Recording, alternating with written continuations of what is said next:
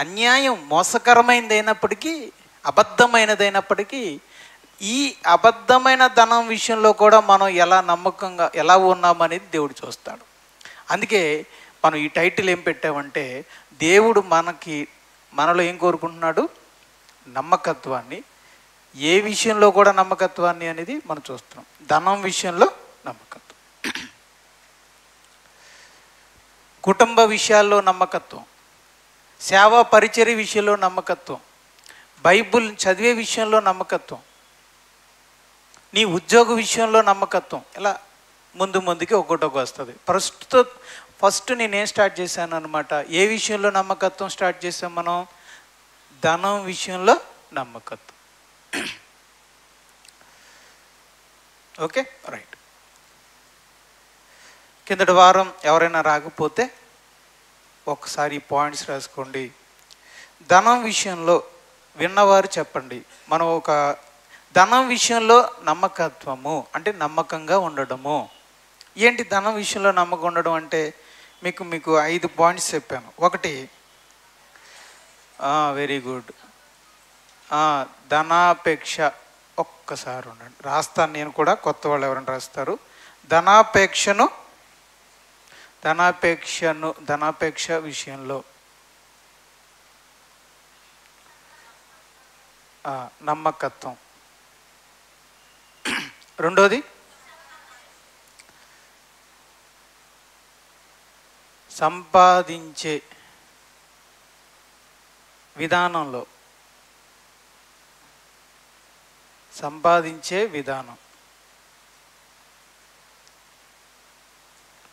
సంపాదించే విధానంలో నమ్మకత్వం.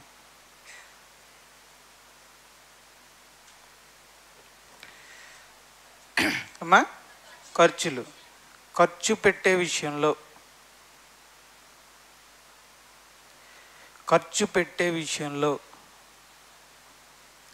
నమ్మకత్వం.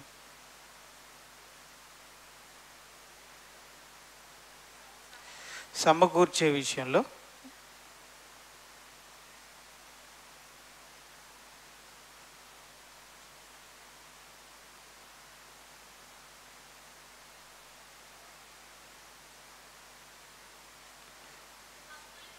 అప్పులు లేదంటే రుణాల విషయంలో నమ్మకత్వం.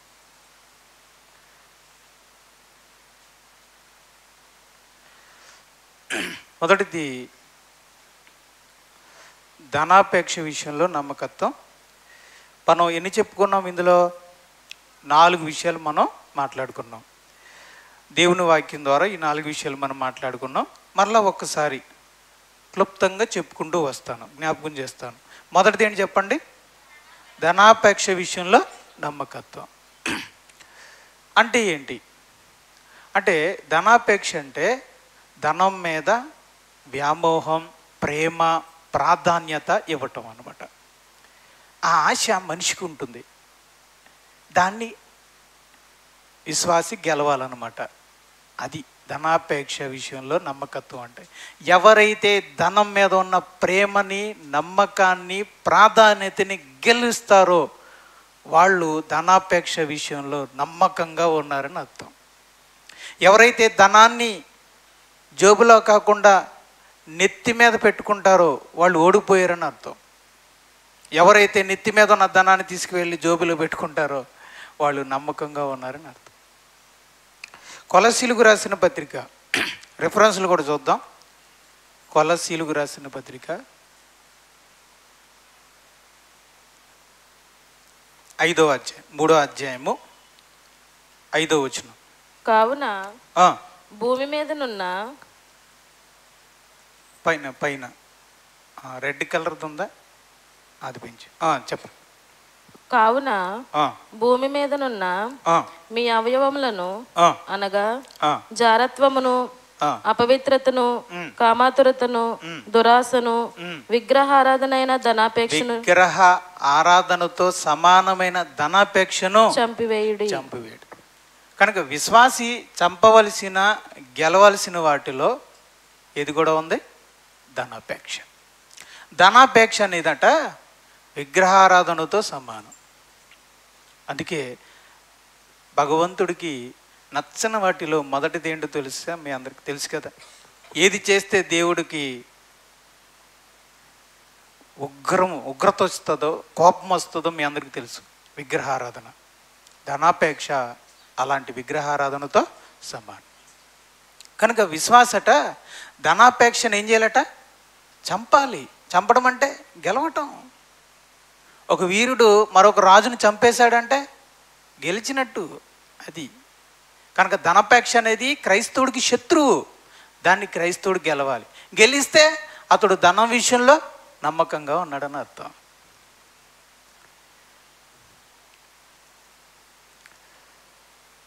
మీరు ఎప్పుడైనా ధనం అనేది మీ తలకెక్కినప్పుడు దానికి అధిక ప్రాధాన్యతనిస్తున్నాను, దాన్ని ఎక్కువగా ప్రేమిస్తున్నాను, దేవుడి కంటే ఎక్కువ ఇచ్చేస్తున్నాను అన్న విషయం మీకు అర్థమైతే, మీరు ఆలోచిస్తారు కదా అప్పుడప్పుడు. అలా ఆలోచించినప్పుడు మీకు అర్థమైతే వెంటనే ప్రభు పాదాల దగ్గరికి వెళ్ళండి, ప్రార్థన చేయండి, కావాలితే ఉపవాసం ఉండండి, ప్రార్థన చేయండి. ప్రభువా, ధనాపేక్షతో నా తల నిండిపోయింది, డబ్బు పిచ్చి పట్టింది నాకు, నీకంటే నేను ఇప్పుడు డబ్బుకి ఎక్కువ ప్రాధాన్యతనిస్తున్నాను, నా బుర్ర అంతా ధనంతో నిండిపోయింది ప్రభువా, నాయన దుమ్ము దులపండి, ఈ ధనాపేక్ష నుంచి నాకు విడుదల దయచేయండి అని మనం ప్రాధేయపడితే ఆ ప్రార్థనలో దేవుడు మన మొరాలకించి ఆ ధనాపేక్షను మనలో చంపేస్తాడు.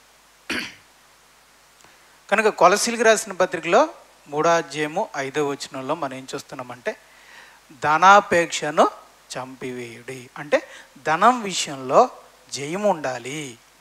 దీన్ని ధనాపేక్షను చంపడాన్ని ఏమంటారంటే ధనాపేక్ష విషయంలో నమ్మకత్వం.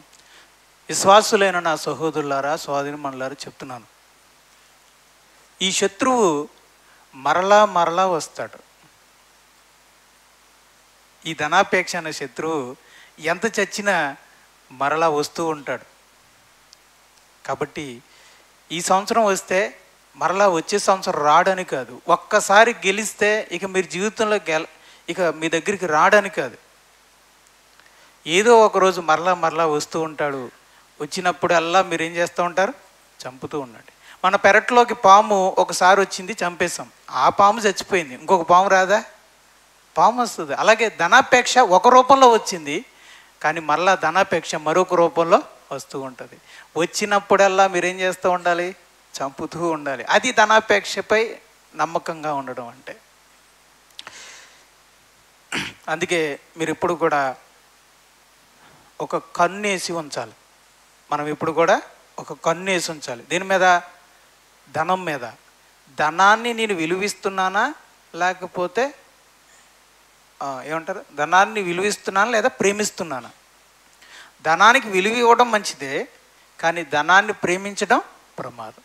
నేను దేవుని కంటే ఎక్కువగా ప్రేమిస్తున్నానా, దేవుని కంటే ఎక్కువ విలువిస్తున్నానా అనేది ఒక విశ్వాసి పరిశీలన చేసుకుంటూ ఉండాలి. సున్నితంగా ఉండాలి. మనం విశ్వాసి ఎలా ఉండాలంటే సున్నితంగా ఉండాలి. ఒక వైట్ షర్ట్ మీద మరక పడగానే పడిపోయింది అని ఎలా తెలిసిపోతుందో, అలాగే విశ్వాసి యొక్క మనసు అంత సునిశ్చితంగా ఉండాలి. అలా ఉండాలంటే మంచి మనసాక్షి ఉండాలి. ఆ మంచి మనసాక్షి రావాలంటే ఎప్పుడు కూడా ప్రార్థనాపూర్వకంగా క్రీస్తు రక్తంతో మన హృదయాన్ని కడుగుతూ ఉండాలి. అందుకే అంటున్నాను, కన్నీటి ప్రార్థన చెయ్యండి అని. కావాలని ఏడవమని నేను అంటలేదు. మనకున్న స్థితిని బట్టే కన్నీటి ప్రార్థన మనం చేస్తే మన హృదయం కరుగుద్ది. కరిగినప్పుడే మంచి మనసాక్షి మనలో ఏర్పడుతుంది. విరిగి నలిగిన హృదయమును దేవుడు కోరుకుంటున్నాడు. అది క్రీస్తు రక్తంతో కడగబడుతుంది. అప్పుడు అది మంచిగా పనిచేస్తుంది. నిర్మలమైన మంచి మనసాక్షి అంటాడు కదా.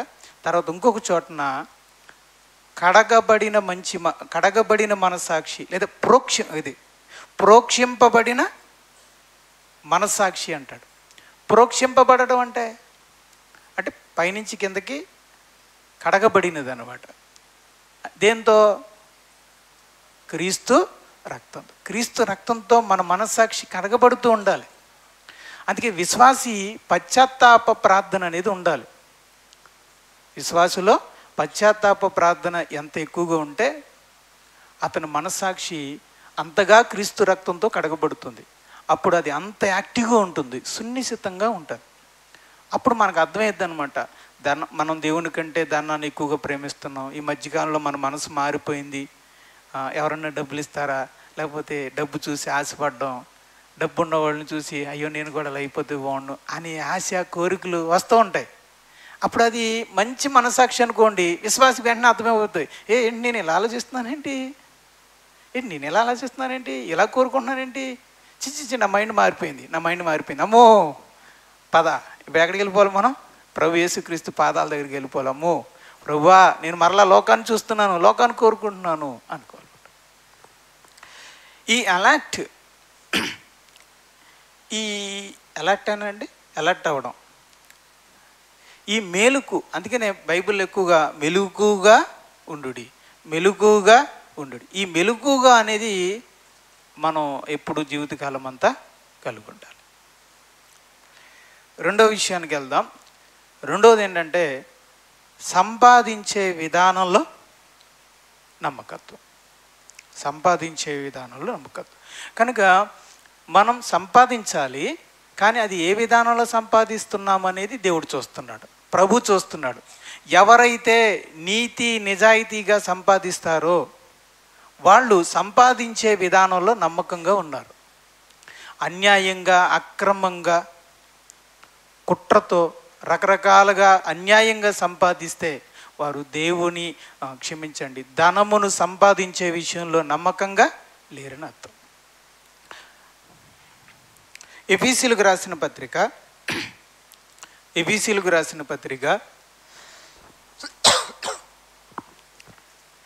4వ అధ్యాయము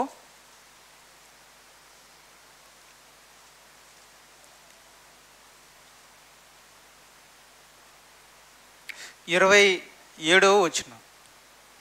అపవాదికి చోటియకుడి, దొంగిలివాడు ఇక మీదట దొంగిలిక అక్కరగల వానికి పంచిపెట్టుటకు వీలు కలుగు నిమిత్తము తన చేతులతో మంచి పని చేయుచు కష్టపడవలెను. కనుక విశ్వాసి తన చేతులతో, తన సొంత చేతులతో మంచి పని చేస్తూ, అది కూడా కష్టపడి చేస్తూ సంపాదిస్తే అతడు ధనం సంపాదించే విషయంలో నమ్మకంగా ఉన్నాడని అర్థం. తన సొంత చేతులతో కష్టపడి మంచి పని చేస్తూ సంపాదిస్తే, అంటే మంచి విధానంలో సంపాదిస్తే అది మంచి సంపాదన, అంటే మనం ధనం విషయంలో నమ్మకంగా ఉన్నామని అర్థం. అలా కాకుండా దొంగతనం చేసి సంపాదిస్తే, పరుల జోలికి వెళ్ళి సంపాదిస్తే, అన్యాయంగా అక్రమంగా సంపాదిస్తే, దోచుకుంటే, మోసం చేస్తే అది అక్రమం. ఆ అక్రమ సంపాదన ధనం విషయంలో మనం నమ్మకంగా లేము అనడానికి సాక్ష్యం.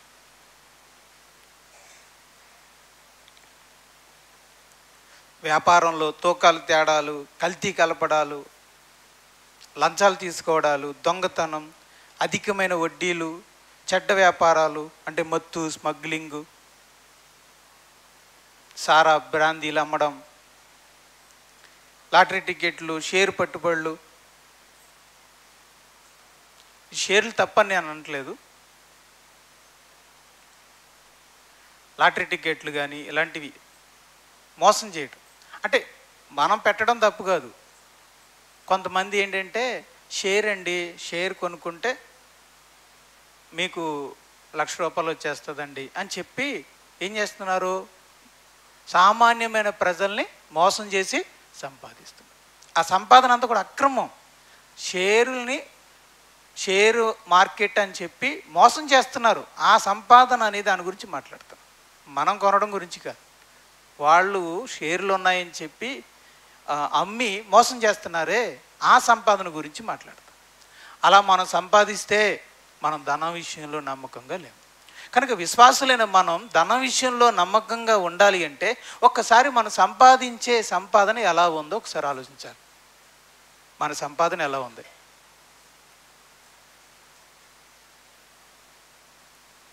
ఉద్యోగంలో ఏమైనా లంచాలు తీసుకుంటున్నారా? పనికి వెళ్తున్నప్పుడు ఏమైనా ఎక్స్ట్రా తీసుకుంటున్నారా?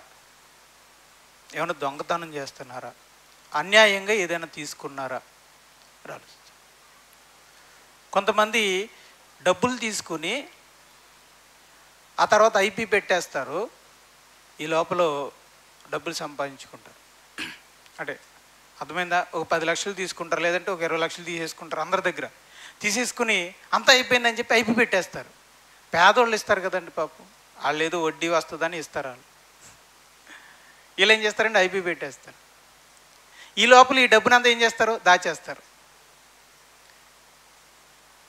అంతా అయిపోయాక అప్పుడు డబ్బు కొట్టేస్తారు, మేము డబ్బు ఏమి ఇవ్వలేం అని ఐపీ పెట్టేస్తారు. ఈ లోపల పేదోళ్ళందరూ లబోదిబో అంటారు. ఏం చేస్తారు? ఏం చేయలేరు. 1 సంవత్సరం 2 సంవత్సరాలు అందరూ సైలెంట్ అయిపోతారు. ఆ 2 సంవత్సరాల తర్వాత అప్పుడు డబ్బు తీస్తారు బయటికి, దాచిందంతా. అక్రమం అది, అన్యాయం అది, అన్యాయం. ఎంతోమంది పేద విధవరాలకు జరిగిన అన్యాయం అలాంటిదే.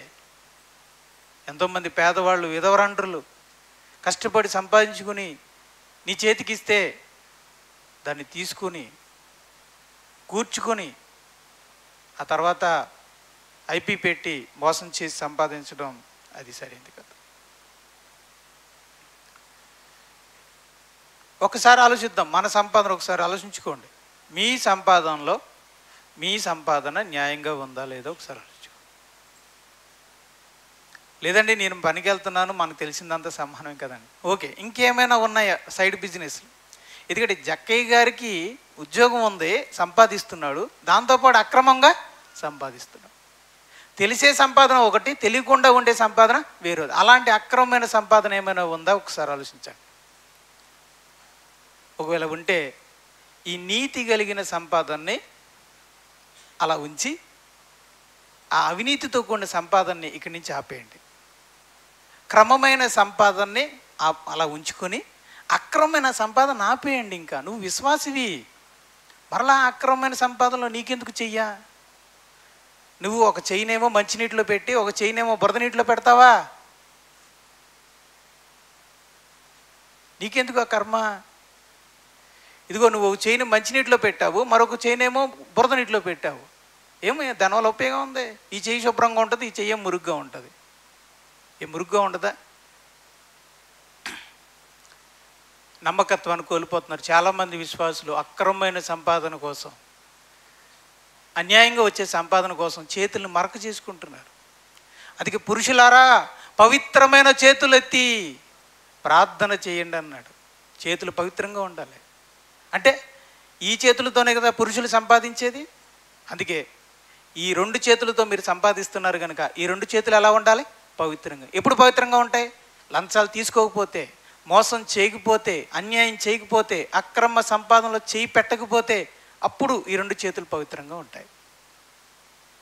అన్యాయముగా వచ్చు రాబడి కంటే నీతితో కూడిన కొంచెమే శ్రేష్టం అని అనుకుని నీటిలో ఉన్న మంచినీటిలో ఉన్న చేయిని అలాగే ఉంచి బురద నీటిలో ఉన్న చేయిని తీసేయండి, కడిగేసుకోండి. ఓకేనా? ఇప్పుడు మంచి నీరు అంటే ఇక్కడ మంచి ఆదాయం, మంచి రాబడి. బురద నీరు అంటే అక్రమమైన ఆదాయం.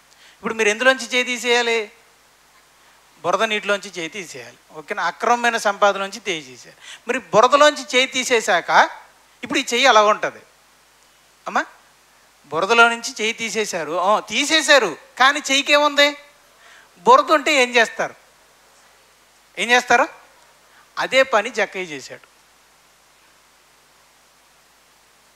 బురదలో నుంచి చెయ్యి తీశాడు, తీసి మళ్ళీ ఏం చేశాడు? దీన్ని కడిగాడు. ఎలా కడిగాడు? తీయాలా రెఫరెన్స్? లేదు మీ అందరికీ తెలుసా? తెలియదు. లోకసువార్త మనందరికీ సుప్రసిద్ధులు జక్కయ్య గారు. లోకసువార్త 19వ అధ్యాయం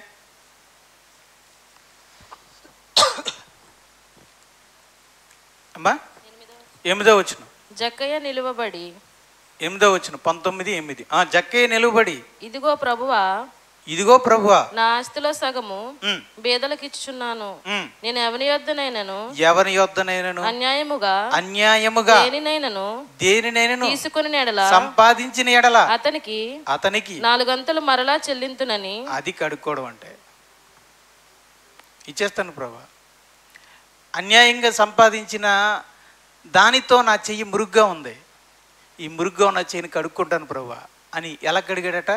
అన్యాయంగా ఏదైతే సంపాదించాడో దాన్ని మరలా తిరిగి ఇచ్చేసాడు. కనుక ప్రియమైన విశ్వాసులైన సోదరులారా, మీ మురికైన చేతులు అందులో నుంచి బయటికి తీయండి. రెండోదిగా, మీ చెయ్యిని కడుక్కోండి. అన్యాయంగా సంపాదించిన ఆ సంపాదన ఏదైతే ఉందో ఇచ్చేసేయండి. మీరు అనొచ్చు, అది ఇంకెక్కడ ఉందండి బాబు, ఎప్పుడో కలిసిపోయింది, ఖర్చు అయిపోయిందండి మీరు అనొచ్చు. ఇప్పుడు జక్కయ్య గారు అన్యాయంగా సంపాదించిన దాంతో ఇల్లు కట్టేసి ఉంటాడు కదా, అది కూడా ఉండదు. మరి ఇప్పుడు ఏం చేయాలి? తాను ఇప్పుడు సంపాదించే మంచి సంపాదనలో నుంచి తీసి ఆ అన్యాయంగా సంపాదించిన సంపాదనకి రుణం తీర్చాలి. ఇప్పుడు కష్టపడి ఇప్పుడు రుణం తీర్చాలి. కట్టేశాడా, కడతానన్నాడా? జక్కయ్య కడతాను అంటున్నాడా, కట్టేశాడా? కట్టేస్తాను అంటే ఎప్పటికి తీరుద్ది అది? ఏమో చెప్పలేం. దానికి 1 సంవత్సరం పట్టొచ్చు. ఎన్నింతలు ఇస్తానంటున్నాడు? 4 ఇంతలు. మహానుభావుడు. కానీ మనం 4 ఇంతలు కాకపోయినా కనీసం 1 వంతైనా, అది మీకు ఇచ్చిన ప్రేరేపణ బట్టి, దేవుడు మీకు ఇచ్చిన ప్రేరేపణ. 1 అంత ఇస్తారో, అసలు ఇస్తారో, 2 ఇంతలు ఇస్తారో, 3 ఇంతలు ఇస్తారో, జక్కయ్యలకు 4 ఇంతలు ఇస్తారో, అది మీ ఇష్టం. అలా 4 ఇంతలు ఇవ్వడానికి జక్కయ్య ఎన్ని సంవత్సరాలు కష్టపడాలి? ఇప్పుడు అవన్నీ ఉంటాయా? అక్రమంగా సంపాదించింది అది ఉంటుందా? తినేసి ఉంటాడా? అయిపోయి ఉంటాయి, ఖర్చు అయిపోయి ఉంటాయి. ఇప్పుడు అదంతా కూర్చాలంటే ఎన్ని నెలల జీతం, ఆ జీతంలో మళ్ళీ 10,000 పక్కనెట్టి, ఇంకో 20,000 పక్కనెట్టి, అలా కూర్చి ఒక 50,000 అయిపోయాక ఇదిగో మార్క్ గారికి ఇవ్వడం, మళ్ళీ కూర్చి అబ్రహాం గారికి ఇవ్వడం. అలా ఎన్ని సంవత్సరాలు పట్టు ఉంటుంది మనకు తెలియదు. కానీ మనం ఏం నమ్మచ్చు? ఏదేమైనా జక్కయ్య తను ఎవరి దగ్గర అయితే అన్యాయంగా తీసుకున్నాడో వాళ్ళందరికీ తిరిగి ఇచ్చేశాడు. అది కావాలి. కాబట్టి ఏదైతే మనం అక్రమంగా తీసుకున్నామో దాన్ని తిరిగి ఇచ్చేయాలి. ఎవరి కోసం? మనుషుల కోసం కాదు, ప్రభు కోసం, ప్రభు ఎదుట నమ్మకత్వం కోసం. ఈ మురికైన చెయ్యిని కడుక్కోవాలి. అక్రమంగా సంపాదించిన డబ్బుని మనం కడుక్కోవాలి. అలా కడుక్కోవాలంటే కేవలం ప్రభువా నేను అన్యాయంగా సంపాదించాను, నన్ను క్షమించు ప్రభువా అంటే సరిపోదు. ఏదైతే అన్యాయంగా నువ్వు సంపాదించావో దాన్ని తిరిగి ఇచ్చేసేయి. దానికి నువ్వు నష్టపడవచ్చు, కొంతకాలం కష్టపడవచ్చు. నీకున్న ఇప్పుడు న్యాయమైన సంపాదనలో కొంచెం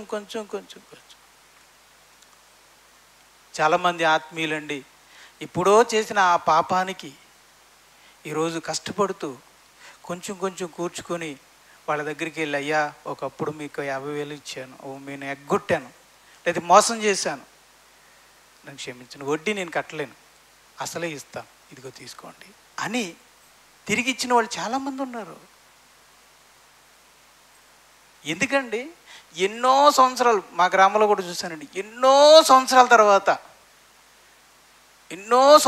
తర్వాత వచ్చి మారు మనసు పొందిన ఒక విశ్వాసి తను ఇప్పుడో తీసుకుని ఎగ్గొట్టేసిన డబ్బును తీసుకొచ్చి ఆ వ్యక్తికి ఇచ్చి, అయ్యా కొన్ని 10 సంవత్సరాల కింద, 20 సంవత్సరాలు అవుద్ది అనుకుంటండి, 20 సంవత్సరాల తర్వాత వచ్చి ఇదిగో డబ్బులు ఇస్తున్నాను తీసుకోండి పప్పు తీసుకోండి అని బతిమాలాడటండి. ఎందుకు బతిమాలాలి? ఈ మురికైన చెయ్యిని కడుక్కోవాలంటే మనం అక్రమమైన సంపాదన తిరిగి ఇచ్చేయాలి. క్రీస్తుని సంపాదించుకోవాలంటే మనం నష్టపోవాలి. మన అపోస్తుడైన పౌలు అంటున్నాడు కదా, క్రీస్తును సంపాదించుకొనుటకే నేను సమస్తమును నష్టముగా ఎంచుకొనుచాను. అంటే నష్టపోతున్నాను. నాకు రావాల్సిన ఘనత, ప్రాధాన్యత, అధికారం, డబ్బు, ఆదాయం నష్టపోతున్నాను. దేనికోసం ఇదంతా? క్రీస్తు కోసం. ఇంతమంది భూమి మీద ఉన్న ఆత్మీయులందరూ జక్కయ్య ఎందుకు తిరిగి ఇచ్చాడు? అంత దాకెందుకండి? మా ఊరు, మీ ఊరు, నా ఊరు అన్నీ పక్కన పెట్టండి, తర్వాత విషయం. ప్రత్యక్షంగా మనకు బైబిల్లోనే కనబడుతున్నాడు. ఎవరో? జక్కయ్య ఎందుకు తిరిగిస్తున్నాడు? క్రీస్తుని సంపాదించుకోవడానికి. వెంటనే యేసుప్రభు అన్నాడు, ఏమన్నాడు చెప్పండి? ఎప్పుడైతే జక్కయ్య నిర్ణయం తీసుకున్నాడో అప్పుడు యేసు ప్రభు ఏమంటున్నాడు? అందుకు యేసు, ఇతడును అబ్రహాము కుమారుడే, ఎందుకనగా నేడు నీ ఇంటికి రక్షణ వచ్చి ఉన్నది. ఎప్పుడైతే బురద చీకడుకున్నాడో ఆ క్షణమే యేసు ప్రభు అన్నాడు, నేడే ఈ ఇంటికి రక్షణ వచ్చింది. అంటే జక్కయ్య క్రీస్తుని సంపాదించుకున్నాడా? రక్షణ సంపాదించుకున్నాడా? కాబట్టి మనం కేవలం విశ్వసించడమే కాదు, మన హృదయంలోకి క్రీస్తుని ఆహ్వానించడమే కాదు, మనకున్న అక్రమమైన సంపాదనని మనం ఎవరినైతే మోసం చేస్తామో, అక్రమంగా సంపాదించాం, తిరిగి ఇచ్చేయాలి. కడుక్కోవాలి, మనల్ని మనం కడుక్కోవాలి. జక్కయ్య చేసిన ఈ పని మనం తీవ్రంగా తీసుకుని అన్యాయంగా మనం ఏదైతే, అది 10 రూపాయలు కావచ్చు, 100 రూపాయలు కావచ్చు, 1000 రూపాయలు కావచ్చు, అది సెంటు భూమే కావచ్చు, ఒకవేళ అక్రంగా లాక్కున్నదైతే ఇచ్చేసేయండి. నేను మాట అడుగుతున్నాను, జక్కయ్య ఒకవేళ ఆ రోజు తెగింపు చేయకపోతే యేసు ప్రభు అందరింట్లోకి వెళ్ళినట్టుగా జక్కయ్య ఇంట్లోకి వెళ్ళేవాడు, అందరి ఇంట్లోనూ భోజనం చేసినట్టుగా ఆ ఇంట్లో కూడా భోజనం చేసేవాడు, వెళ్ళిపోయేవాడు. కానీ అందరిలాగా జక్కయ్యకి జరగల. జక్కయ్య క్రీస్తుని సంపాదించుకున్నాడు. కారణం తను ఒక మంచి నిర్ణయాన్ని తీసుకోవడం వల్ల. ఎవ్వరు చేయని నిర్ణయం ఒకటి చేసుకున్నాడు. అదేంటంటే, ఇదిగో నేను అక్రమంగా సంపాదించిన నా డబ్బుని ఇదిగో పేద ప్రజలకి మరియు అక్రమంగా ఎవరి దగ్గర అయితే తీసుకున్నానో వారికి 4 గంటల తిరిగి చెల్లిస్తానని క్రీస్తుని సంపాదించుకున్నాడు. మీకు క్రీస్తుని సంపాదించుకోవడం ముఖ్యమైతే మీరు అన్యాయంగా సంపాదించిన డబ్బునంతా ఇచ్చేసేయండి. లేదు నాకు అన్యాయమైన సంపాదనే కావాలి అని అనుకుంటే మీకు ఒక నమ్మలేని మాట చెప్తున్నాను, క్రీస్తు మీకు దొరకడం. ఆశలు వదులుకోండి. అంతే మరి. ధనం అంటే ఏంటనుకుంటున్నారు? మీకేననుకుంటున్నారు ఏంటి? దేవుడు ధనం దగ్గర కూడా ఎడతాడు. లిటిగేషన్.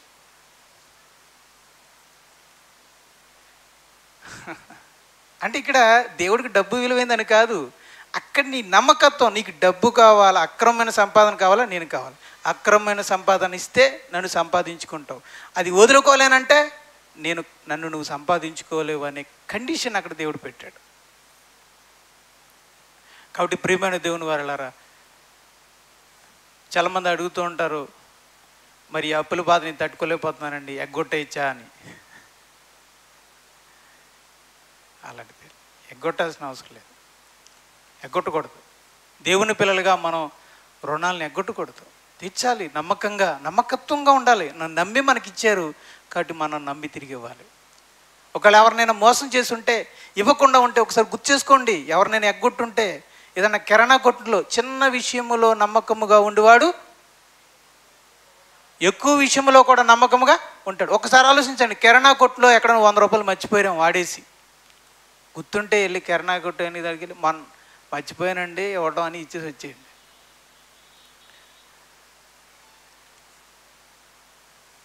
చిన్ని విషయాల్లో బడ్డీ కొట్టు దగ్గర ఏమైనా మర్చిపోయి ఉంటే, అది ఒకవేళ మీకు గుర్తొస్తే, మర్చిపోతే మనం ఏం చేయలేమండి. ఒకవేళ మీకు గుర్తొస్తే, ఇవ్వాలన్న విషయం మీకు గుర్తుంటే ఒకసారి వెళ్ళి ఇచ్చేసి వచ్చేయండి. ఆయన భలే మర్చిపోయాడు కదా అని మీరు మర్చిపోయి ఉంటారు. మీకు గుర్తుండి కూడా ఆయన అడగట్లేదు కదా అని ఇవ్వకుండా ఉండుంటారు. లేదు, మీకు గుర్తుంది కదా, ఇవ్వాలని మీకు తెలుసు కదా. ఆ 100 రూపాయలు మీ దగ్గర ఉన్నాయంటే అది అక్రమ సంపాదన, అది ఇచ్చేసేయండి. మీకు గుర్తుంది కదా, గుర్తు లేకపోతే మనం ఏం చేయలేం. గుర్తుంది కదా, ఇవ్వాలని తెలుసు కదా, మరి ఎందుకు ఇవ్వట్లేదు? అడగట్లేదు కదండి అని. ఎలాగ అడుగుతాడు? ఆయన మర్చిపోయాడు,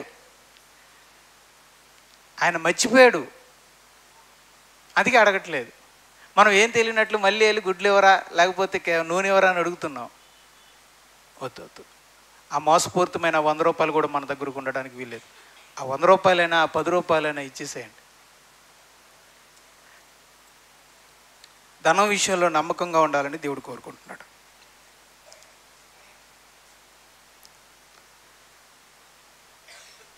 నేను అడుగుతున్నాను, జక్కయ్య ఆ రోజే అంతా తీర్చేసాడా లేకపోతే కొంత సమయం పట్టుంటుందా తీర్చడానికి? కానీ ఆ రోజు జక్కయ్య తీసుకున్నది ఏంటి, చేసింది ఏంటి చెప్పండి అమ్మా? నిర్ణయం. బాగా చెప్పారండి. ఏం తీసుకున్నాడు? నిర్ణయం. ఏంటా నిర్ణయం?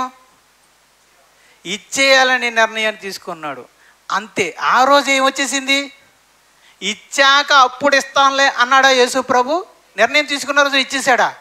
దేవునికి స్తోత్రం.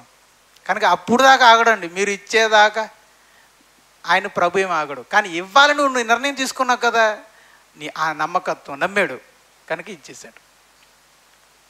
అలాగే మీరు కూడా ఈరోజు ఒక నిర్ణయం తీసుకోండి, నేను ఇవ్వాలి అని. ఇవ్వాలి. సరే, దీని గురించి మళ్ళీ నేను ముందుకెళ్ళినప్పుడు అప్పుల గురించి మాట్లాడినప్పుడు చెప్తాను. Okay, next. తర్వాత ఏంటంటే ఖర్చుల విషయంలో నమ్మకత్వం.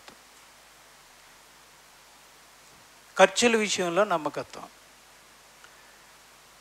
ఖర్చు పెట్టే విషయంలో మనం సంపాదించింది కష్టపడి సంపాదించాలి. అది 10,000 20,000 30,000 40,000 కష్టపడిందే సంపాదించాలి. రైట్. ఆ సంపాదించిన దాన్ని మనం ఎలా ఖర్చు పెడుతున్నామో దేవుడు చూస్తాడు. దాన్ని దుబారాగాను దాన్ని ఇష్టం వచ్చినట్టుగాను ఖర్చు పెడుతున్నారు అంటే మీరు నమ్మకంగా లేరని నేను చెప్పేస్తున్నానండి. ఇంకా బైబిల్లో ఎక్కడ కూడా ధనం విషయంలో దుబారాగా ఖర్చు పెట్టిన దేవుని పిల్లలు ఎవరు లేరు. ఉంటే చూపించండి నాకు బైబిల్లో.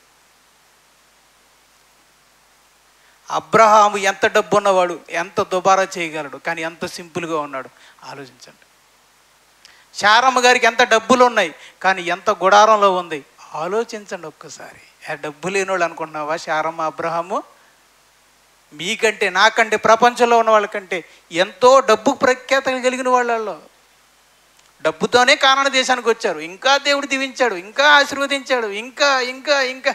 అబ్రహాం అన్నాడు, బాబోయ్ నాకు ఈ ఆశీర్వాదం నాకు వద్దు కానీ కొడుకు నుండి ప్రభా అన్నాడు. అంత డబ్బు ఇచ్చాడు దేవుడు. కానీ అంత డబ్బు పెట్టుకుని అబ్రహాం ఎలా జీవించాడు? రిచ్ మ్యాన్లా జీవించాడా? పూర్ మ్యాన్లా జీవించాడా? Poor man. Is a simple human being. Saramma గారు పైనుంచి తలకాడి నుంచి కింద వరకు దింపేసిందా? ఇది ఎంత సింపుల్, ఎంత సింపుల్. సామాన్యమైన జీవితం అండి. భార్య భర్తలు ఇద్దరు కూడా సామాన్యమైన జీవితం.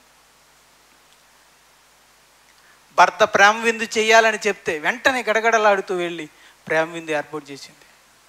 అలా నుంచుని ఉన్నప్పుడు కూడా వెళ్ళి గుడారం చాటు నుంచుని చూస్తుంది. ఎంత వినయ విధేయతలు కలిగిన ఆవిడ. పరాయి పురుషుడి దగ్గరికి వెళ్ళినప్పుడు ఎంత నమ్మకంగా ఉందో తెలుసా? ఎత్తుకెళ్ళిపోయాడండి పరోరాజు, దగ్గరెట్టుకున్నాడు. చాలా జాగ్రత్తగా ఉంది. కనుక సామాన్యమైన జీవితాన్ని జీవించారు భక్తి కలిగిన స్త్రీలందరూ కూడా.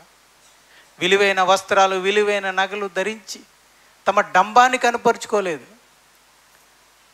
సత్క్రియలు అనే ఏమంటారు అలంకరణ, సత్క్రియలతో తమను తాము అలంకరించుకొనిరి. సాధువును మృదువు అనే అక్షయాంకలంకారములతో తమను తాము అలంకరించుకున్న భక్తిపరులు అంట వాళ్ళందరూ శారమ్మలు. అలా ఉంటే నువ్వు కూడా శారాకు కుమార్తెవే అన్నాడు బైబిల్లో. కనుక ఆడపిల్లలైనా మగపిల్లలైనా సంపాదించే సహోదరులైనా సంపాదన తెచ్చుకున్న సోదరిమణులైనా నమ్మకంగా ఉండాలి ఖర్చు పెట్టే విషయంలో. సాధారణంగా సహోదరులు సంపాదిస్తున్నారు, దుబారా అవుద్దండి. డంబము అనే పదం ఉందా బైబిల్లో? జీవపు డంబం. డంబం అంటే ఏంటి? ఇతరులతో పోల్చుకొని నేను కూడా ఇలా ఉండాలి, అందరికంటే గొప్పగా ఉండాలి అని అనుకుని రేకుల షెడ్డు కట్టుకోవలసిన వాడు 2 అంతస్తులు కడుతున్నాడు. ఇది డంబం.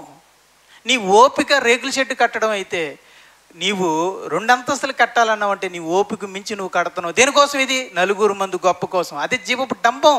ఇది ఖర్చు కదా, నీ తలకు మించినటువంటి ఖర్చు కదా ఇది. ఈ డ్రెస్ 1000 రూపాయలతో కొనాల్సిన డ్రెస్ని లేదు 2000తో కొనాల్సింది 5,000 పెట్టు నువ్వు కొంటున్నావు అంటే ఎవరి కోసం? డంబం. అసలు నీకు అంత ఆదాయం ఉందా? నీకు అసలు అంత ఓపిక ఉందా? లేకపోయినా ఎందుకు నువ్వు అలా చేస్తున్నావు? అంత ఖర్చు నువ్వు ఎందుకు చేస్తున్నావు? డంబం. ఎక్కడ తగ్గకూడదు.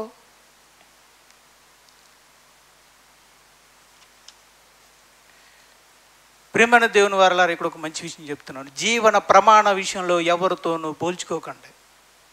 ఎవరితోనూ పోల్చుకోకండి. మీకు కలిగిన స్థితిని, స్థాయిని నిజాయితీగా అంగీకరించండి.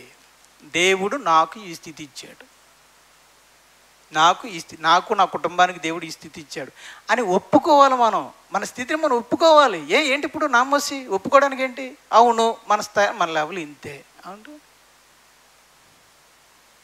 ఇప్పుడు ధీరు అంబానీ గారి లెవెల్లో అంత ఎత్తులో ఉన్నాడు ధనం విషయంలో. అవును, ఆయన అంత ఎత్తులో ఉన్నాడు. అంత ఎత్తులో నేను లేను.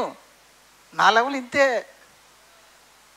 ఎవరి లెవెల్ ఎవరి లెవెల్ చెప్పమంటారా? ప్రతి ఒక్కరికి వారి వారి స్థితిని ఎవరిస్తారు చెప్పండి? సరే, ఎవరిస్తారు చెప్పండి అమ్మా?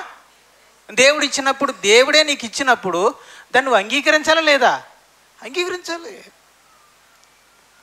ఒకవేళ నువ్వు చెయ్యి లేకుండానే పుట్టావు అనుకోండి, ఉదాహరణకి చెయ్యి లేకుండానే పుట్టావు అనుకో, చెయ్యి లేకుండా పుట్టాలనేది దేవుడిచ్చిన స్థితి. అది దాన్ని నువ్వు అంగీకరిస్తావా లేదా? అంగీకరించిన వాడే గొప్పగా బతుకుతాడు. నాకు చేయలేదు దేవుడు ఇవ్వలేదు అనుకుని దూషించేవాడు ఎప్పటికీ వాడి జీవితం బాగోదు. 2 చేతులు 2 కాళ్ళు లేకపోయినా అద్భుతంగా బతికిన వాళ్ళు ఉన్నారండి. అండి మీరు 2 చేతులు 2 కాళ్ళు లేవు కదా, ఎలా బతుకుతున్నారండి? ఐఏఎస్లు అయిపోయిన వాళ్ళు కూడా ఉన్నారండి బాబు. అలా ఏమంటారంటే, మా లోపాన్ని మేము చూడట్లేదు, దేవుడు మాలో వచ్చిన శక్తిని మేము చూస్తున్నాం అన్నారు. సూపర్. అలా లేదంటే దేవుడు ఒక లోపం ఇచ్చాడంటే ఖచ్చితంగా ఒక చోటన శక్తి ఇస్తాడు. ఆ శక్తిని వాడేరాలో. చాలామంది ఐఏఎస్లో కూడా ఇంత ఆవిడ ఉందండి అంటే మీకు చూపించాలని, ఇంత ఉంది ఆవిడ ఐఏఎస్ అంట. నేను పొట్టుదాన్ని, నన్ను దేవుడు ఇలాగే చేశాడు అని అనుకుందా? అనుకుని ఉంటే ఆవిడ ఆ స్థాయికి రాదు. దేవుడు మరొక అద్భుతమైన శక్తిని ఇచ్చాడు. తన శరీరం అయితే ఎదగలేదు కానీ బుర్ర బాగా ఎదిగింది అన్న విషయం గ్రహించుకుంది. చదువు మీద పెట్టింది, చక్కగా క్షమించింది, కష్టపడ్డది, ఐఏఎస్ అయ్యింది. ఈరోజు ఎంతెంత ఉన్నవాళ్ళు కూడా కలెక్టరమ్మ గారు నమస్కారం అండి అంటున్నారు. ఐఏఎస్లో ఐపీఎస్లో ఆవిడ ముందు నిలబడి నమస్కారం అండి కలెక్టరమ్మ గారు అంటున్నారు. ఒక ఆయనకి 2 కాళ్ళు లేవండి, దేక్కుంటూ వెళ్తాడండి పాపం. ఆయన ఇలాగ దేక్కుంటూ వెళ్తుంటాడు. ఐఏఎస్ ఆఫీసరు నేను చూశాను. 2 కాళ్ళు లేవు, దేక్కుంటూనే వెళ్తూ ఉంటాడు. కానీ వెనకాల 2 గన్నమ్యాన్లు, సెక్యూరిటీలు, వీళ్ళందరూ కూడా ఆయన వెనకాల గన్నులు ఇచ్చుకుని వెళ్తూ ఉంటాడు. ఎంత ఆశ్చర్యం అండి. నేను కాళ్ళ మీద కుంటుకుంటూ దేకుకుంటూ పాకుకుంటూ వెళ్తున్నానే అని సిగ్గుపట్టలేదు ఆయన. నాకు దేవుడు 2 కాళ్ళు ఇవ్వలేదే, నాకు ఈ స్థితి ఇచ్చాడేంటని అనుకోకుండా కష్టపడ్డాడు, చదివాడు, కలెక్టర్ అయ్యాడు. ఈరోజు ప్రజాసేవ చేస్తున్నాడు. అతను దేన్ని చూశాడు? నాకు 2 కాళ్ళు లేవన్నది నిజమే, కానీ దేవుడు నాకు మంచి జ్ఞాపక శక్తిని ఇచ్చాడు అని పెట్టాడు. కనుక మనకి దేవుడు ఏ స్థితి ఇచ్చాడో ఆ స్థితిని మనం నిజాయితీగా అంగీకరించాలి. చెప్పండి, ఏం చేయాలి? నా స్థితి ఇదే. చెప్పండి, దేవుడు నాకు ఇచ్చిన స్థితి నా స్థితి. అది మనకి ఏ స్థితి మీకు ఇచ్చాడో అంగీకరించాలి. అదే విషయాన్ని మీ పిల్లలకు కూడా చెప్పండి. నాన్న మన లెవెల్ ఇదిరా, ఆ లెవెల్ కాదురా అని మీ పిల్లలకి మీరు కూడా చెప్పాలి. ఇందులో తప్పేముంది? మా వాళ్ళు విమానాన్ని అడిగారు అనుకోండి, అప్పుడు నేనేమంటాను? అదే అంటాను, నాయన మనం విమానం కొనేంత లెవెల్ కాదు నాన్న, బొమ్మ విమానం కొనిపిస్తాను అని చెప్తాను నేను. అలాగే చెప్పాలి. మనం నిజమైన విమానాన్ని కొనే ధీరు అంబానీ కొడుకులం కాదు. మనం అందరం కూడా ఎవరు అంటే ఏదో బొమ్మ విమానం కొనగలిగే స్థాయి మంది, అంతే కదండి. కాబట్టి అదే చెప్పాలి. నాయన మన స్థితి అది కాదు, ఇదేని మన వాస్తవ స్థితిని చెప్పాలి. 3వదిగా, ఎవరేమనుకున్నా, ఎవరు ఏమోదో అనుకుంటారని మొహమాట పడకండి. అది తీసేయండి ముందు. అది మనకు గెలవాలి. మన ధన విషయంలో నమ్మకంగా ఉండాలంటే ఈ 3 పాయింట్స్ గుర్తుపెట్టుకోండి. 1, ఎవరితోనూ పోల్చుకోకండి. 2, దేవుడు మీకు ఇచ్చిన ఆర్థిక స్థితిని యథార్థంగా ఒప్పుకోండి. నా స్థితి ఇదే, దేవుడు నాకు ఇచ్చింది అనేది. 3, ఎవరేమనుకుంటారో, ఏమనుకుంటారో, ఏదో అనుకుంటారేమో, చిన్న చూపు చూస్తారేమో, తక్కువ చేసి మాట్లాడతారేమో అని మీరు అనుకోవద్దు. ఈ 3 పాయింట్లు మీరు జయిస్తే మీ ఖర్చులు ఆటోమేటిక్గా తగ్గిపోతాయి. అసలు ఖర్చులు ఎందుకు వస్తున్నాయి? వీళ్ళ కోసమే. ఈ 3 మనసులో పెట్టుకునే ఈరోజు మనిషి ఇన్ని ఖర్చులు చేస్తున్నాడు. కాబట్టి సహోదరులారా, సంపాదించే మీరు కాబట్టి ఖర్చులు తగ్గించండి. అనవసరంగా దీన్ని కొనకండి. అవసరం లేని దాన్ని కొనకండి. తర్వాత సోదరీమణులారా, అది మీ భర్త సంపాదించిందైనా మీరు సంపాదించిందైనా దయచేసి మీ భర్తని ఇబ్బంది పెట్టకండి. స్తోమకు మించి, స్థాయికి మించి ఖర్చులు పెట్టించకండి. ఇది ధర్మం కాదు. గుణవతి అయిన భార్య తన భర్తకు ఆదాయానికి తగ్గట్టుగా ఖర్చులు చేస్తుంది. ఆమె గుణవతి అయిన భార్య అని ఉంది బైబిల్లో. చూస్తారా? సామెతల గ్రంథము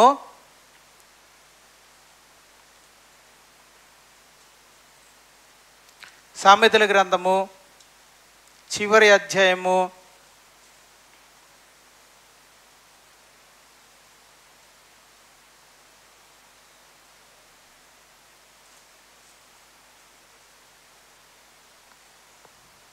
31వ అధ్యాయము 10వ వచనము 11వ వచనము. 31. గుణవతి అయిన భార్య దొరుకుట అరుదు, అట్టిది ముత్యము కంటే అమూల్యమైనది. ఆమె పెనిమిటి ఆమె యందు నమ్మిక ఇంచును. నిన్ను నమ్మగలుగుతున్నాడు పెనిమిటి? జోబీలో 10,000 రూపాయలు కట్ట బీరువాలో నువ్వు చూస్తుండగానే పెట్టగలిగేలా ఉంటాడు గుణవతి అయిన భార్య. గుణవతి అయిన భార్య యందు భర్త నమ్మిక ఉంచుతాడంటే అర్థం ఏంటి తెలుసా? డబ్బులు ఎక్కడైనా ఎడతాడు, మా ఆవిడ తీయదు అని. రైట్. ఇంకొకటి, గుణవతి అయిన భార్యకి 10,000 చేతిలో పెడతాడు. ఏదైనా సరే మా ఆవిడ ఈ 10,000 సరిపెట్టేస్తుందిలే అని నమ్మకం ఉంచుతాడు. అది నమ్మకం ఉంచడం అంటే. నమ్మకం ఏంటంటే నా భార్యకు 10,000 ఇచ్చినా దానికి తగ్గట్టుగా ఖర్చు చేస్తుంది, మిగులుస్తుంది. 20,000 ఇచ్చినా దాని తగ్గట్టుగా ఖర్చు చేస్తుంది, మిగులుస్తుంది. నా భార్య అని నమ్ముతాడు భర్త. అలా నమ్మగలుగుతున్నాడు అంటే నీవు గుణవతి అయిన భార్య అని అర్థం. నిన్ను నమ్మలేకపోతున్నాడు, వామో నీ ఖర్చుని తట్టుకోలేకపోతున్నానంటే నీకు చెప్పు, నువ్వు గుణవతి అయిన భార్య ఎలా అవుతావు ఒకసారి వాక్యాన్ని బట్టి ఆలోచించావు. కింద మాట చూస్తే మీకు అర్థమవుతుందండి. అతని లాభప్రాప్తికి వెలితి కలుగదు అంటే అర్థం ఏంటి చెప్పండి? అతను ఏదైతే చేతులతో కష్టపడి పని చేసి సంపాదించి తీసుకొచ్చి నీ చేతిలో 10,000 20,000 పెట్టాడు కదా, దానికి నువ్వు వెలితి కలగ చేయకుండా, వెలితి అంటే తక్కువ కానివ్వకుండా, ఆ 10,000లోనే ఆ 20,000లోనే ఇంటి మెయింటెనెన్స్ని నువ్వు అడ్జస్ట్ చేయగలిగితే నువ్వు గుణవతి అయిన భార్యవి. అంటే గుణవతి అయినటువంటి భార్య తన భర్త యొక్క సంపాదనకి వెలితి కానివ్వదు. ఏం తెస్తున్నావు, బోర్డు 10,000 సరిపోట్లా, ఇంకో 15,000 పట్టరా అని నువ్వు అంటున్నావు అంటే నువ్వు గుణవతి అయిన భార్యవి కానే కాదు. లేదండి 10,000 రైట్ 10,000 తెచ్చారా, రైట్, ఆ 10,000తో ఎలా ఈ కుటుంబాన్ని నెల రోజులు ఎలా వంకాయలు ఎన్ని కొనాలి, బెండకాయలు ఎన్ని కొనాలి, ఏ తక్కువగా ఉంది చూసుకుంటుందండి గుణవతి అయిన భార్య. సంతకాడికి వెళ్ళినప్పుడు ఈసారి కాయగూరలో ఏది తక్కువ రేటు, టమాటాలు తక్కువ రేటా, బెండకాయలు తక్కువ రేటా, దొండకాయలు తక్కువ రేటా. బెండకాయలు 50 రూపాయలు అన్నాడు, దొండకాయలు 20 రూపాయలు అన్నాడు. సరే ఈసారికి 20 రూపాయలు ఇచ్చేయండి, దొండకాయలు ఇచ్చేయండి. అలాగా చక్కగా పొదుపుగా ఒబ్బిడిగా ఎవరైతే ఖర్చు పెట్టి ఇచ్చిన సంపాదన, భర్త ఇచ్చిన సంపాదనని చక్కగా ఒబ్బిడి ఖర్చు పెట్టి మిగులుస్తారో వాళ్ళు గుణవతి అయిన భార్య అని బైబిల్ చెప్తుంది. కనుక దుబారాగా ఖర్చులు పెట్టి భర్తను ఇంకా తెమ్మని చెప్పి భర్త మీద అధికమైన భారాన్ని మోపి నువ్వు ఎలా తెస్తావో నాకు తెలియదు, నువ్వు పట్టరా అని చెప్తే ఏం చేస్తాడు ఆ భర్త? బయటికి వెళ్ళి ఫ్రెండ్ దగ్గరకో ఎవరి దగ్గరికి వెళ్ళి చేతులు అప్పులు చేసుకుని పట్టుకొస్తాడు. ఆ భారం ఎవరి మీద? మళ్ళీ కుటుంబం మీదే, భర్త మీదే. అలా ఎంతోమంది భర్తలు నలిగిపోతున్నారు, విశ్వాసులైన భర్తలు కూడా. భార్య అర్థం చేసుకోక అనవసరమైన ఖర్చులు పెట్టి, వృధా ఖర్చులు పెట్టి అధికమైన భారాన్ని భర్తల మీద మోపడం వల్ల ఈరోజు చాలామంది భర్తలు, విశ్వాసులైన భర్తలు కూడా నలిగిపోతూ ఉన్నారు. భర్తలైన వారు అధిక ఖర్చులు చేయకూడదు. అలానే భార్యలు కూడా అర్థం చేసుకోవాలండి. మీ ఖర్చులు ఎలా ఉన్నాయి, మీరు ఖర్చు పెట్టే విధానాన్ని బట్టి మీరు నమ్మకంగా ఉన్నారా లేదా అని ఒక మాటలో చెప్తున్నాను. మీరు సరిపడా ఖర్చులు చేస్తున్నారు అంటే మీరు నమ్మకంగా ఉన్నారని అర్థం. మీరు అనవసరమైన ఖర్చులు చేసి వృధా చేస్తున్నారు అంటే మీరు నమ్మకంగా లేరు అని అర్థం.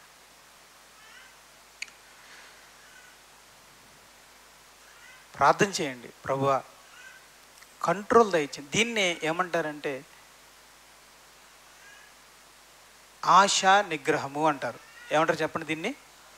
మీ ఖర్చులు తగ్గాలంటే మీకు ఆశా నిగ్రహం అనే వరం కావాలి. ఆ వరాన్ని దేవుణ్ణి అడగండి. ప్రభు ఆశా నిగ్రహాన్ని దయచే ప్రభు.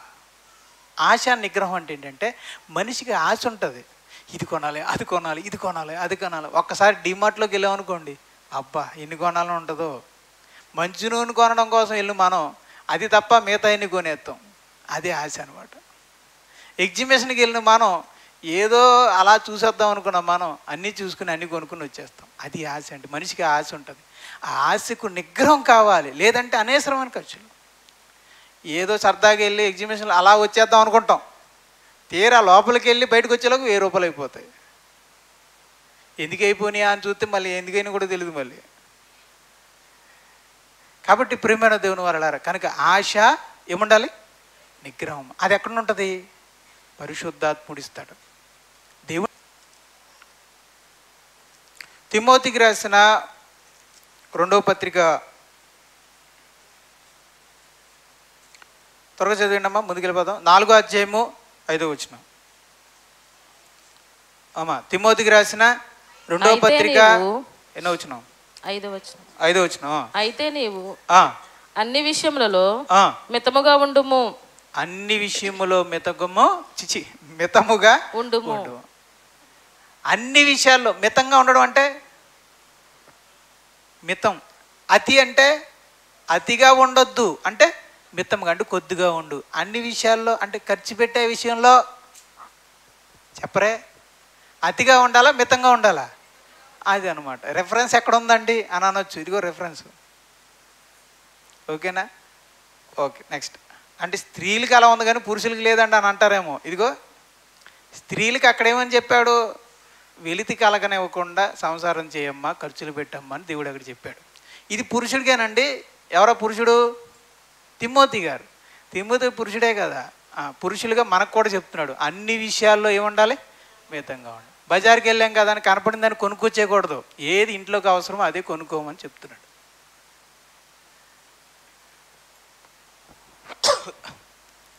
ఇప్పుడు 4వ పాయింట్, సంపాదించే విషయంలో నమ్మకత్వం. సమకూర్చే విషయంలో సామెతలు 13:11 అండి. సామెతలు, మోసము చేత సంపాదించిన ధనము క్షీణించిపోవును. కష్టము చేసి మనం అనుకుంటాం కానండి, అక్రమంగా సంపాదిస్తే, అన్యాయంగా సంపాదిస్తే ఏదో మనకి లాభం పెరిగిద్ది అనుకుంటాం. కానీ విశ్వాసులైన దేవుని పిల్లలు లంచం తీసుకుంటే అది పాములా గరిచేస్తుంది.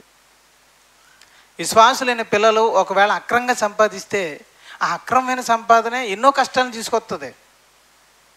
మీరు అనుకోండి, దేవుని పిల్లలుగా మీరే అక్రమమైన సంపాదన సంపాదించారనుకోండి, అది నిలబడదు. దేవుడు నిలబడినవడం క్షీణించిపోతుంది, మిమ్మల్ని కాటేసి వస్తుంది అది. ఓకే. కష్టము చేసి కూర్చుకొనివాడు తన ఆస్తిని వృద్ధి చేసుకును. మీ ఆస్తిని వృద్ధి చేసుకోవాలనుకుంటున్నారా? అయితే ఒక మాట చెప్తున్నాను, అక్రమంగా ఉన్న సంపాదన ఆపేసేయండి, తీసేయండి. అక్రమమైన సంపాదన పక్కన పెట్టేయండి. న్యాయంగా కొద్దిగానే సంపాదించండి. సంపాదించి దాన్ని మితంగా ఖర్చు పెట్టండి. మిగిలిన దాన్ని కూర్చండి అంటున్నాడు. కూర్చండి అంటే ఏంటి? సమకూర్చండి. ఆ కొద్దిదే కూరిస్తే రూపాయే కదా అనుకుంటాం. 30 రోజులు డబ్బాలు వేస్తే 30 రూపాయలు అవుతుంది. అది 100 రోజులు వేస్తే 100 రూపాయలు అవుతుంది. మిగిలింది ఎంతైనా దాన్ని కాస్త ఒక డబ్బాలోనో ఎందులోనో వేసుకుంటే అదే కొన్ని వేల రూపాయలు అవుతుంది. కూర్చుకోవాలి. కూర్చుకుంటే ఏమవుతుందంట? ధనవృద్ధి కూర్చుకొని వాడు ధనవృద్ధి చేసుకొనును అన్నాడు. కష్టపడి సంపాదించాలి, మితంగా ఖర్చు పెట్టాలి. మిగిలిన దాన్ని ఏం చేయాలి? ఇప్పుడు మనం వెళ్ళిపోయి షికారు చేసి ఖర్చులు పెట్టేద్దాం, జలసాలు అనుకోకూడదు. ఆ మిగిలిన దాన్ని కూర్చితేనే ఏమవుతుంది? ధనవృద్ధి జరుగుతుంది. మా ఇంట్లో ధనవృద్ధి జరగట్లేదండి అంటే ఎక్కడ వచ్చిందని మీరే మింగేస్తుంటే ధనవృద్ధి అవ్వట్లేదంటే ఎక్కడ అవుతుంది? అసలు మిగిలిస్తేనే కదా ధనవృద్ధి అవ్వడానికి. లేదండి, నమ్మకంగా లేము మనం నమ్మకంగా లేము.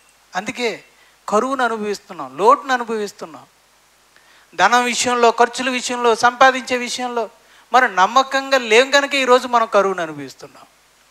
మనకంటే చిన్నవి, తేలికపాటివి, అల్పమైన జీవులు వేసవకాలంలో కూర్చుకుని చలికాలంలో కాలు మీద కాలు వేసుకుని హాయిగా తింటున్నాయి.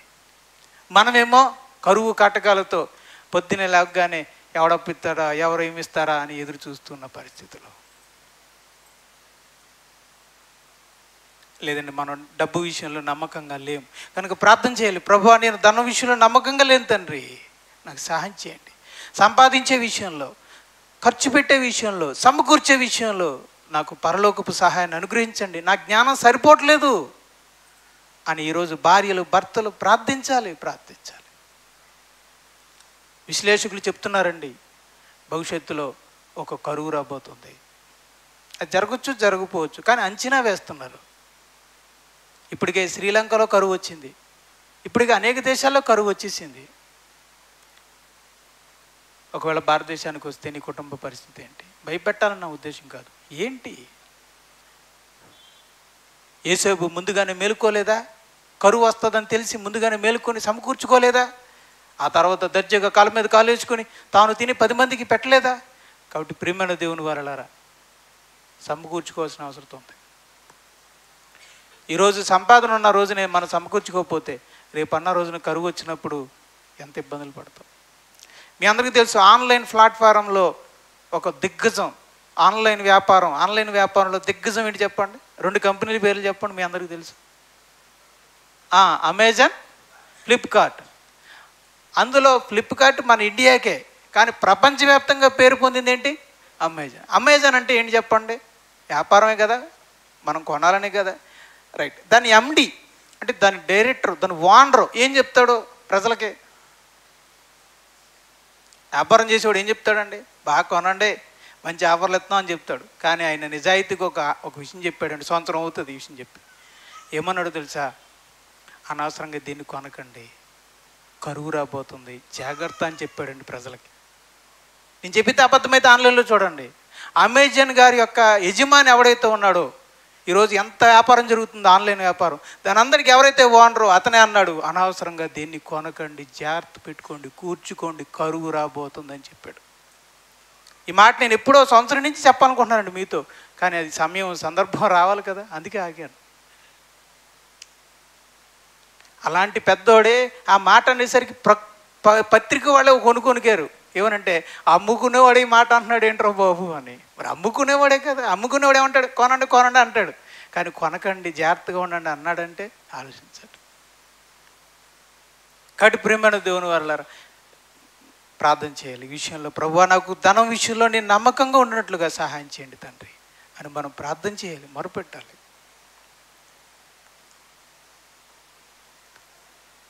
నెక్స్ట్ ఏంటండి చివరిది? అప్పుల విషయంలో. అప్పులు అనేసరికి స్క్రీన్ కట్ అయిపోయింది ఏంటి? పాపం దానికి భయం వేసినట్టు ఉంది అప్పులు అనేసరికి. ఏమండి, అప్పుల విషయంలో నమ్మకంగా ఉండండి. రైట్, తీయండి సామెతల గ్రంథము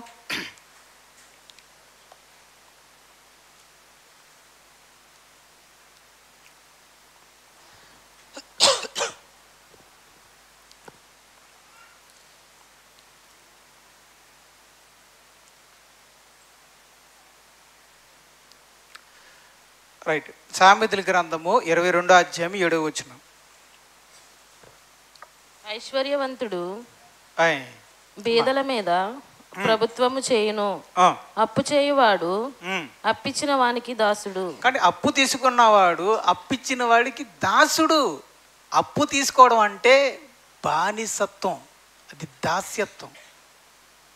అప్పు తీసుకోవడం ఏంటి? అప్పు తీసుకోవడం నీ సంపాదనకి నీ ఖర్చులు సరిపోకపోతే చేసేదే అప్పు.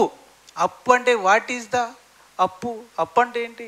అప్పు అంటే ఏంటి అసలు? అప్పు అంటే ఏంటంటే నువ్వు కష్టపడి సంపాదించే సంపాదనకి నువ్వు చేసే ఖర్చులు సరిపోగా మనం చేసేదాన్ని ఇతరుల దగ్గర తీసుకునేదాన్ని అప్పు అంటారు. అసలు ఆ పరిస్థితి ఎందుకు వచ్చింది? అప్పు తీసే పరుచుకొని నువ్వు కష్టపడి సంపాదించే దానిలోనే నువ్వు తిని బ్రతకగలిగితే అప్పు చేసుకోవాల్సిన పరిస్థితి ఎందుకు వస్తుంది? రాదు కదా.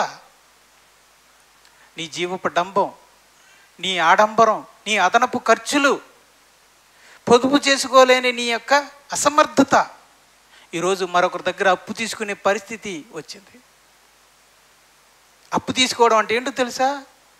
మరొకడు కాళ్ళ దగ్గరికి వెళ్ళి బానిసగా బతకడం. దాస్యత్వం, దాసుడు అన్నాడండి. అప్పు ఇచ్చేవాడు, అప్పు తీసుకున్నవాడు అప్పు ఇచ్చేవాడికి దాసుడు. అంటే నువ్వు ఇంకా బానిసత్వంలోకి వెళ్తున్నావు అని అర్థం. అప్పు తీసుకుంటున్నావు అంటే బానిసత్వంలోకి వెళ్తావు.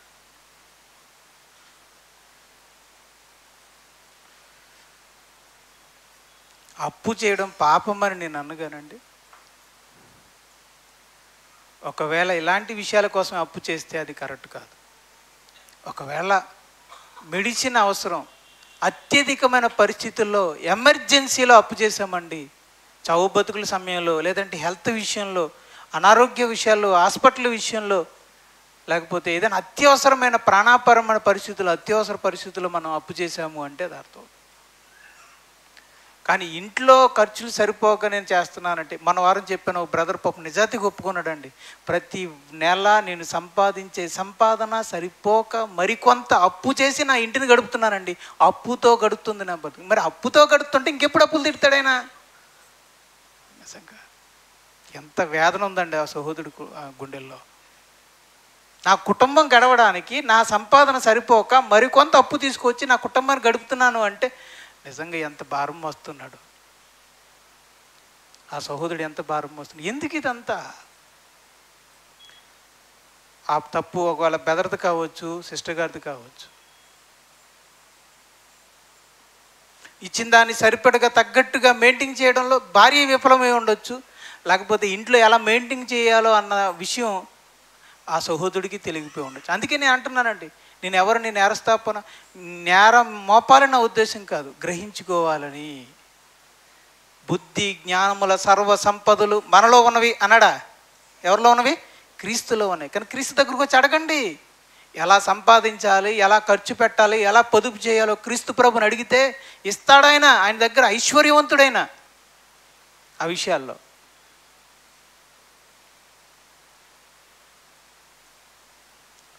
ఈ లోక సంబంధమైన విషయాలకి, కుటుంబ తిని తాగడానికి సంబంధించిన విషయాల్లో కూడా అప్పు చేస్తున్నాము అంటే కరెక్ట్ కాదండి. అది నమ్మకంగా ఉన్నట్టు కాదు. ఏదో హాస్పిటల్లో ఎమర్జెన్సీ, ఏదో ఒక పేకల మీదకి వచ్చింది అన్న సమయంలో అప్పు చేసామంటే దానికి అర్థం ఉంది. చిన్ని చిన్ని విషయాలు కూడా మనం అప్పు చేస్తున్నాము అంటే, ఫోన్ కొనడానికి కూడా అప్పు చేస్తున్నామంటే అది నమ్మకత్వం కానీ కాదు. ఈ దగ్గర ఉంటే కొను, లేకపోతే మానేసే. కూర్చుకోగలితే టీవీ కొనుక్కోవాలనుకో, లేదా ఫోన్ కొనుక్కోవాలనుకుంటున్నాం, లేదంటే బండి కొనుక్కోవాలి, లేదా బండి ఇలా కొట్టు, ముందు కూర్చుకోవాలి. దానికి సంబంధించి ఆ డబ్బు వచ్చేంతవరకు 50,000 అయితే 50,000, 30,000 అయితే 30,000, అది కూర్చుకొని అప్పుడు క్యాష్ బై క్యాష్ ఇచ్చి కొనుక్కునేలాగా మనం ఉండాలి. అప్పుడు దాకా ఓపిక పట్టాలి. మరి ఆశ ఆగాలి. మరి ఆ డబ్బుకు సమకూర్చి నువ్వు ఏ వస్తువు అయితే కొనాలనుకున్నా ఆ వస్తువుకు కావలసిన ధనం సమకూర్చేంత వరకు నువ్వు ఓపిక పట్టాలి. ఈఎంఐ ఒకటి ఉంది కదా అని చెప్పి కొనేస్తావా? నెల నెల ఎంత ఇబ్బంది పడుతున్నావు ఆలోచించు. ఆగు, ఒక 6 నెలలు ఆగితే 6 5 30,000 వస్తాయి, అప్పుడు కొనుక్కుందా కానీ కదా. ఎందుకు? ఈఎంఐ అంటే అర్థం ఏంటి? ఆ తర్వాత కట్టాల్సిందే కదా. అదేదో ముందే కూర్చుకోవచ్చు కదా. ఓ బాక్స్ పెట్టుకోలేకపోతే తాళం వేసే దాంట్లో అందులో ఒక 5,000 10,000 2,000 నువ్వేం కొనుక్కోవాలనుకున్నా అది ముందు కూర్చుకో, ఆ తర్వాత దర్జాగా వెళ్ళి కొనుక్కోవచ్చు కదా. ఎందుకు ఈఎంఐలు? ఒక్క నెల సరిగ్గా కట్టకపోతే వడ్డీ మీద వడ్డీ వేసేస్తాడు. క్రెడిట్ కార్డు ఒకటి వచ్చిందండి మధ్యన, దాని జోలికి అసలు వెళ్ళకండి బాబు, దాని జోలికి అసలు వెళ్ళకండి. దారుణం. ప్రైవేటు బ్యాంకులకు కూడా వెళ్ళకండి, మోసం చేసేస్తున్నారు వాళ్ళు. అక్కడ చెప్పేది ఎంత వడ్డీ, కానీ వాళ్ళు వేసేది ఎంత వడ్డీ. అమ్మ బాబోయ్, మోసం!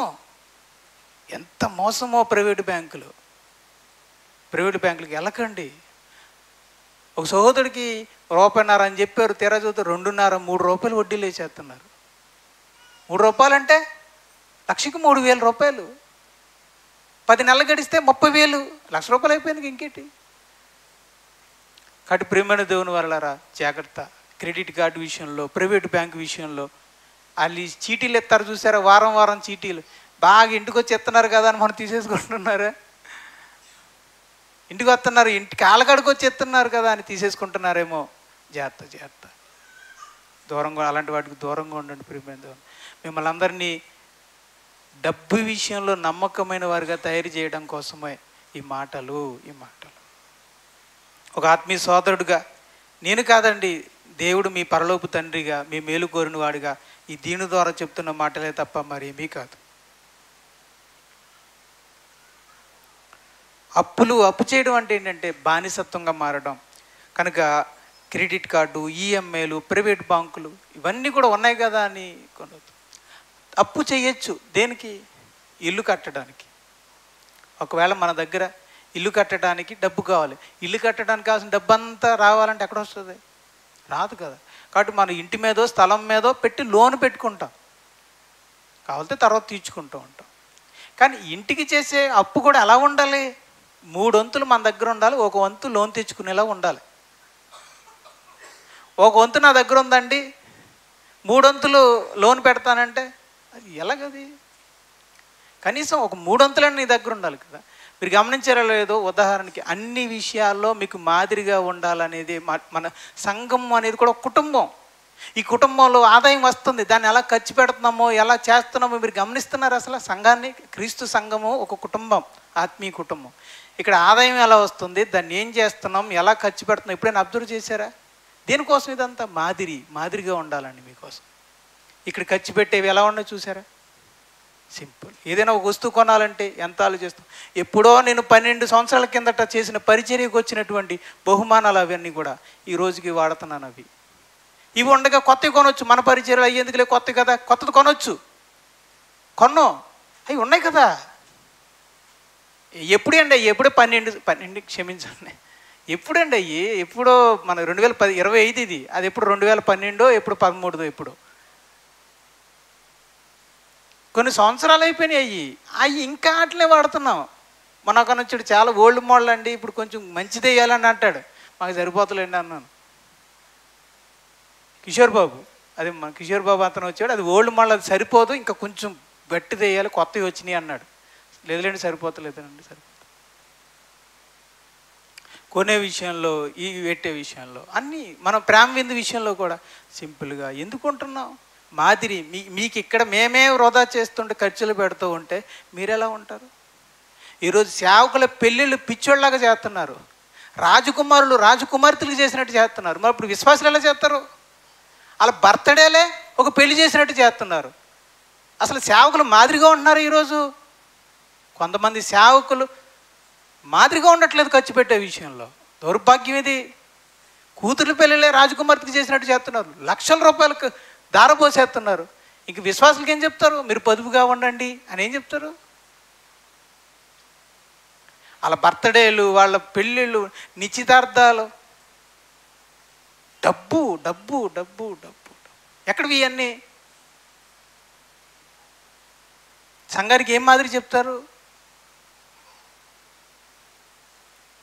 ప్రియమైన దేవుని వారలారా, ఈరోజు స్లాబ్ వేసాము, ఓ చిన్న గృహాన్ని కట్టుకున్నాం మన సంఘానికి. దీనికైన ఖర్చు మీ అంత 13 లక్షలు. దీనికి మన దగ్గర ఉన్న సమకూర్పు, నాకు ఇచ్చినవి కానీ సంఘానికి ఇచ్చినవి కానీ మొత్తం 5 లక్షలు ఉన్నాయి. ఆ తర్వాత ఒక అలాగా అంచనా వేసుకుంటే ఓకే, ఒక 8-9 దాకా మీరందరూ కలిపి, మనందరం కలుపుకుంటే ఒక 8-9 అలా వస్తాయని అంచనా వేసుకున్నాం. ఓకే, ఇంకెన్ని ఉన్నాయి? ఇంకా 8 వస్తాయి అనుకుందాం. మరి అనుకుంటే ఒక 5 లక్షలు ఆల్రెడీ ఉన్నాయి, 3 లక్షలు ఉన్నాయి, ఇంకా 9, 10, 11, 12, 13 రైట్, ఒక 5 లక్షలు. సో ఒక 9 లక్షలు మన దగ్గర ఉంటే, అంటే 13 నెక్స్ట్ వెళ్ళిందండి. యాక్చువల్గా ఏంటంటే స్లాబ్ వరకు అయితే 11 లక్షలు, స్లాబ్ వరకు ఏంటండి 11. ఆ తర్వాత ఈ గోళ్ళ కట్టాలి, ఇవన్నీ కట్టాలని తర్వాత అనమాట. అలా ఒక్కొక్క అంచుగా వెళ్ళిపోయాం అనమాట. కనుక 8 లక్షలు 9 లక్షలు వస్తే 10, 11, 2 లక్షలు లేదా 3 లక్షలు ఎవరి దగ్గరని అడగాలి. అది విధానం. అంటే మన దగ్గరే 3 లక్షలు పెట్టుకొని మిగతా 9 లక్షలు అప్పులు చేస్తే ఈ రోజుకి మనం ఆ సందాంతా అలాగే కట్టాలి, అలాగే కట్టుకోవాలి. కనుక ఒకటి మనం కట్టేటప్పుడు మన దగ్గర ఎంత ఉంది, మనం ఎంత అప్పు తీసుకోవాలనే అవగాహన మనకు ఉండాలండి. ప్రియమైన దేవుని, ఆర్థిక విషయాల్లో నమ్మకంగా ఉండాలి. ముగించేద్దాం. కొరింథీయులకు రాసిన మొదటి పత్రిక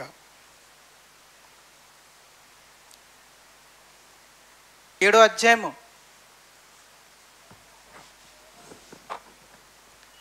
21. దాసుడవై ఉండగా పిలువబడితివా, చింతపడవద్దు గాని స్వతంత్రుడు వగుటకు శక్తి కలిగిన ఎడల స్వతంత్రుడు వగుటకు మరి మంచిది. మళ్ళీ ఒకసారి చదువున్నాను. దాసుడవై ఉండగా, రైట్. ఇప్పుడు దాసుడు, అప్పు తీసుకున్నవాడు, అప్పిచ్చిన వాడికి ఏంటి? దాసుడు. దాసుడైతే ఓ దాసుడుగా ఉన్న నీవు పిలువబడితివా, దాసుడు అప్పులు ఉన్నవాడుగా పిలువబడి అనుకుందాం, ఆ కొనలో తీసుకుందాం. చింతపడవద్దు గాని చింతపడవద్దు గాని స్వతంత్రుడు వగుటకు స్వతంత్రుడు వగుటకు శక్తి కలిగిన ఎడల స్వతంత్రుడు వగుట స్వతంత్రుడు వగుట మరీ మంచిది. మరి మంచిది. ఓ పని చేయి, అప్పులుండగా పిలువబడ్డావా? ఓకే. క్రీస్తులోకి వచ్చాక అప్పులుండగా పిలువబడ్డావా? Okay okay okay. అప్పుల గురించి తర్వాత విషయం. క్రీస్తులోకి వచ్చే ముందు మరి ఇప్పుడు ఏం చేయాలి ప్రభా? ఎగ్గొట్టేమంటావా యేసునామాలో? అలా బాబు ఆ పని చేయకునైనా. యేసునామాలు ఎగ్గొట్టేమంటావు ప్రభా? అలా చేయకునైనా. మరి ఏం చేయను ప్రభా? శక్తిని సంపాదించు, ఒడగొట్టు రూపాయి. ఇటు వరకు నీకు క్రీస్తులోకి రాకముందు దుర్వ్యసనాలు, ఆ వ్యసనాలు, ఆ దజ్జాలు, ఈ దజ్జాలు ఉన్నాయి కదా, అన్నీ మానేసావు కదా. ఇప్పుడు ఆ డబ్బంతా కూడా కూర్చు, శక్తి కట్టుకుని ఆ శక్తి వచ్చాక అప్పు కట్టే, విడుదల పొందు. అప్పు కట్టి విడుదల పొందు అంటున్నాడు చూడండి. నువ్వు శక్తి కలిగిన ఎడల స్వతంత్రుడు ఒకటుకు మరీ మంచిది. అంటే అప్పులు కట్టేమంటున్నాడా వద్దంటున్నాడా? కట్టే. మరి శక్తి ఒక రోజులో వచ్చేస్తుందా? రాదు కదా. దాన్ని కొంచెం ఓపిక పట్టాలి. ఒక డబ్బా పెట్టుకోండి, వేయండి అందులో. పిల్లలకు కాదు చెప్పడం, మనం చెప్పుకోవాలండి. పిల్లలకు కాదు రూపాయి అయినా కాదు, మనం పెట్టుకోవాలి డబ్బా అండి. ఈ రోజుల్లో డబ్బా మనం పెట్టుకోవాలి. చందా డబ్బా, పొదుపు డబ్బా. కిందండి తర్వాత వచ్చిన 23వ వచనం. ప్రభునందు పిలువబడిన దాసుడు ప్రభు వలన స్వాతంత్రం పొందినవాడు, ఆ ప్రకారమే స్వతంత్రుడై ఉండి పిలువబడిన వాడు. మీరు విలువ పెట్టి కొనబడిన వారు గనుక, మీరు విలువ పెట్టి కొనబడిన వారు గనుక మనుషులకు దాసులు కాకండి. అప్పులు పాలవడం దేవుని ఇష్టం కాదు. పాపమని నేను అన్నగాని దేవుని ఇష్టం కాదు. నువ్వు విలువ పెట్టి కొనబడ్డవాడివి. ఎవడికో అప్పు ఉండడం ఏంటి, ఎవడికో దాసుడిగా ఉండడం ఏంటి? నువ్వు యేసు ప్రభుకు దాసుడిగా ఉండాలి. మరి నా జీవితం ఎలా ప్రభు అంటే, ఆయన అన్నాడు, ఏమి తిన్నో ఏం తాగుతామో దాని గురించి ఎంత పడకు, నేను పోషిస్తాను, నీకు అక్కరగలివి. విశ్వాసంతో బతుకు, అప్పులతో కాదు అని వాక్యం చెప్తుందంటే. దేవుని వాక్యం ఏం చెప్తుందంటే, అప్పు చేసి బతకాలనుకోకు. నీ బట్ట గురించి, నీ తిండి గురించి, నీ కూడు గురించి, నీ గుడ్డు గురించి, నీ గూడు గురించి విశ్వాసంతో బ్రతుకో. ఇస్తాడు దేవుడు, ఇస్తాడని నమ్ముతూ బ్రతుకు.